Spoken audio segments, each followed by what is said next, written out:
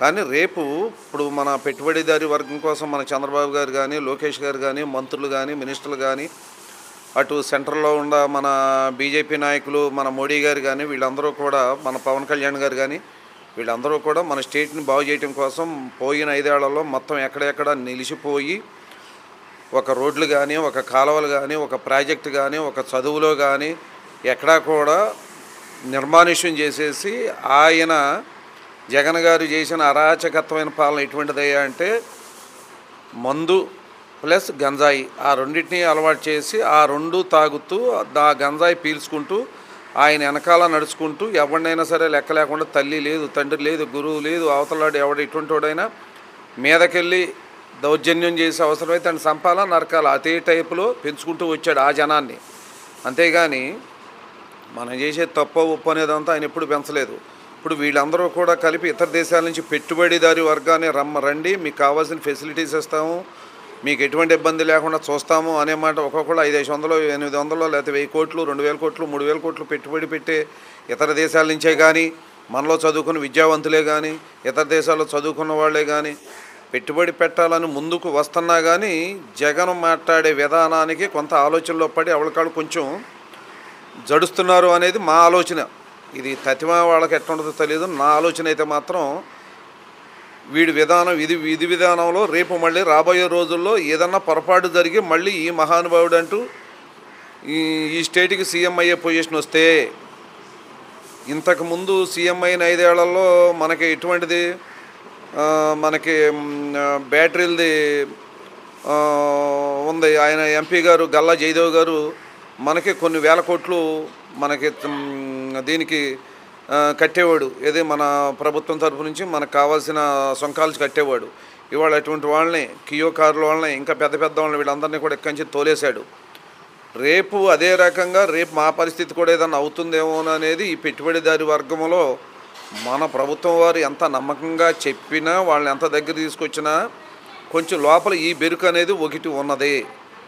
మళ్ళీ ఉన్నంతకాలంలో ఎప్పుడు కూడా జగను అనే మనిషి పొరపాటును కూడా భూమి మీద తిరక్కోకుండా ఎప్పుడైతే భూస్థాపితం అవుతాడో ఆ పార్టీ కనుమరుగైపోవాలి తప్ప ఈ విధంగా కనుక మాట్లాడుకుంటూ అతను ఇంకా కొంచెం మాట్లాడేటువంటి ప్రభుత్వం వారు ఏం ఆలోచిస్తున్నారో మాకైతే తెలియదు. కానీ విధి విధానాల్లో మాత్రం అతను మాట్లాడే మాటలకి వీటికి మాత్రం కొంచెం మాకు ఇంటానికి బాధగానే ఉంది.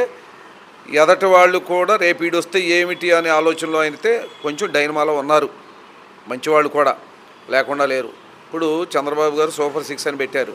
వీటిల్లో ఒకటి ఏంటంటే ఫస్ట్ ఆయన స్టార్టింగు రావటంతోనే ఒకటి మనకి పెన్షన్ 4000 చేస్తా అన్నారు. 4000 నిర్భయంగా వచ్చిన రోజు నుంచి మొట్టమొదటిసారి 7000 ఇచ్చారు. ఆ తర్వాత నుంచి 4000 ఇంటింటికి తీసుకొచ్చి సచివాలయం సిబ్బంది అందరూ కల్పిస్తున్నారు. అంతా కూడా బాగుంది. అది అయిపోయింది.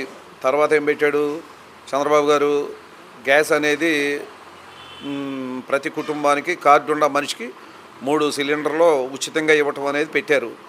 అదైతే మాత్రం కరెక్ట్గా అమలు జరగట్లేదు. మరి ఎవరెవరికి ఎంతవరకు అమలు జరుగుతుందో నాకు తెలిసి 50% కూడా అమలు జరగట్లేదు క్లారిటీగా నాకు తెలిసినంతవరకు. మరి ఇంకేదన్నా ఒడుదుడుకులు ఉన్నాయో నాకైతే తెలీదు. తర్వాత ఇంకోటి ఏం పెట్టారు, తల్లికి వందనం పెట్టారు. అదైతే సూపర్ సక్సెస్ అయింది. అనుకున్న దానికంటే ఎక్కువ మందికి ఇచ్చాం. ఎక్కువ మంది లబ్ధిదారులందరూ కూడా సంతోషంగా ఉన్నారు. దాంట్లో అయితే ఎటువంటి ఇబ్బంది లేదు. కాకపోతే మళ్ళీ రేపు ఆగస్టు 15కి లేడీస్కి ఉచిత బస్సు ప్రయాణము అనేది ఒకటి చంద్రబాబు గారు తీసుకురాబోతున్నారు. తీసుకొస్తారు, ఆయన అనుకున్నది చేస్తారు. కానీ ఇది ఎలా చేస్తారు ఏంటి అనేది కూడా మాలో సందేహాలు ఉన్నాయి. కాకపోతే ప్రభుత్వం ఏం చేసినా ఇవాళ ప్రతిదీ కూడా ప్రభుత్వ ఖజానా మీదే ఆ భారం అంతా పడుతుంది.